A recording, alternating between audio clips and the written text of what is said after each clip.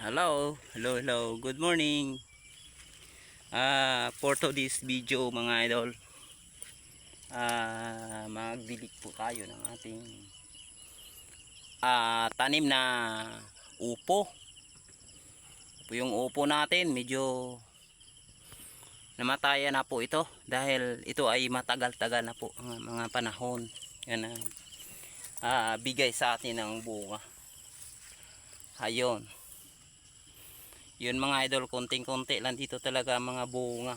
Pero inaalagaan namin ng mabuti. Magdilig po tayo ng ating gina-sustain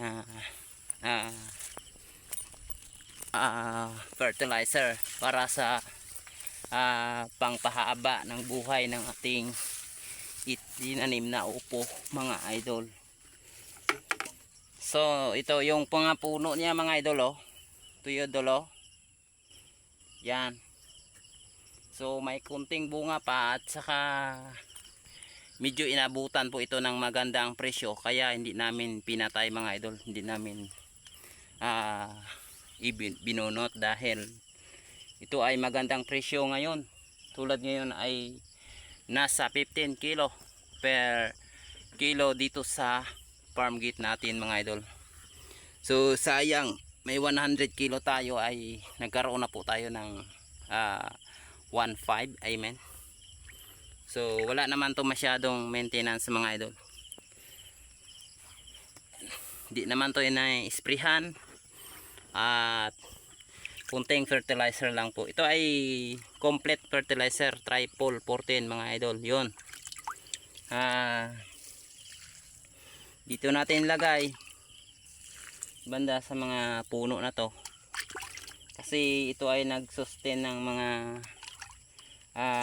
bunga, maraming bunga ang ibigay sa atin mga idol kapag ito ay once a week or every harvested.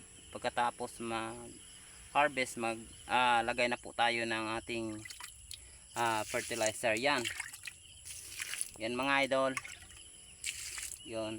So mayroon rin tayong basals type of fertilizer, tapos mayroon rin tayong dilig nga klase nga pag apply ng fertilizer. So mas mabilis yung epekto sa dilig kaysa itisok natin ang abono mga idol. So tingnan nyo mga idol, parang namamatay ng upo namin.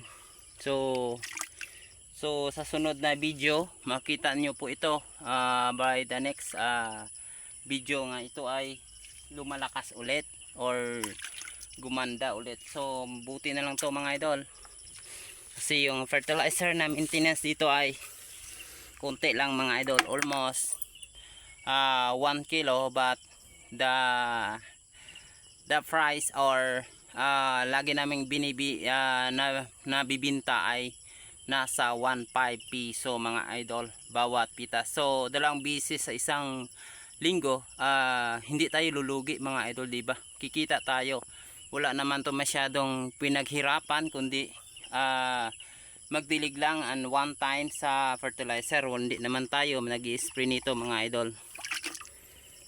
So alagaan ng upo kapag ito ay bago pang tanim, so maliit pa siya, pero kung medyo may edad na or nagbubunga na siya po ay hindi na masyadong alagaan. So lagyan natin ng 3 ganito mga idol, bawat punta 3 or 4. So mix natin ay isang balde ay nasa kalahating kilo idol para medyo tapang-tapang ating timpla ng ating fertilizer dahil ito ay matanda na. Nung Mayo pa po ito natanim namin hanggang ngayon mga idol. So ilang buwan na po ito mga idol, May, June, July, August, September, October, November, December, Enero na Sembrero, almost 10 months na po ito mga idol yung upo natin. So makita natin na produce na siya bunga. Kaya magbigay rin tayo. Yun ang sinasabi mga idol, nga give and take mga idol. Huwag lang tayo laging kuhang kuha lang, kundi magbigay rin tayo ng ating tanim. Ayan o, may kunting bunga mga idol. So sa bukas meron rin harvest tayo. Buti na lang to, o makabigay-bigay sa ating kunti lang mga idol. So ang hirap na ibang porsyon kasi ito ay matagal na mga bugsok na ginagalawan ng upo na to, kaya nagkaroon ng narosno or bumaba na talaga mga idol ng ating mga katay. So matagal-tagal na to, almost 2 years na ang bugsok na to mga idol, ang bubong namin. Yun o, ang hirap, parang hindi mapakinabangan, pero sa totoo lang mga idol, kung sa bigas-bigas lang ay bawat linggo ay hindi mauubos. Parang palayan na rin ito namin mga idol, yung palayan namin. Ayan, so isang buwan pa nga itong magtitipon tayo ay aabot na sa 40,000. Ito ay hindi namin talaga tinututukan ay dahil sa dami naming mga pananim tulad na mga sili. Ito ay part-time job lang mga idol. Tingnan nyo mga bunga idol. Ang ganda pa ng mga bunga. Kala nyo hindi na mapakinabangan, pero pag bubunga siya maganda pa talaga mga idol. So siguro aabot pa tong April. So matagal-tagal na, hapit na mag 1 taon mga idol ang ating vegetable na upo. So shoutout dyan sa mga farmer ng upo. So kami ay nagtatanim rin ng upo tulad nito. Producer rin kami mga ka-farm, mga kasama ng upo. Dahil ito ay magandang klaseng produkto, dahil hindi na tayo maghirap masyado. Yan, dito tayo dadaan sa sili nga mga tanim natin, kasi hirap daanan dun sa baba mga idol. Dito lang tayo dadaan. So tingnan natin yung mga sili namin, oh. Ang gaganda mga idol. So ito po nga mga trabaho namin dito, magdadamo. Ngayon magdadamo naman tayo. Yun ang farm natin. Dito tayo dadaan kasi hirap dyan daanan. Yuko na yuko lang tayo, diba? Dito wala. Okay lang. Okay. So ang ganda idol, ang ganda dolo.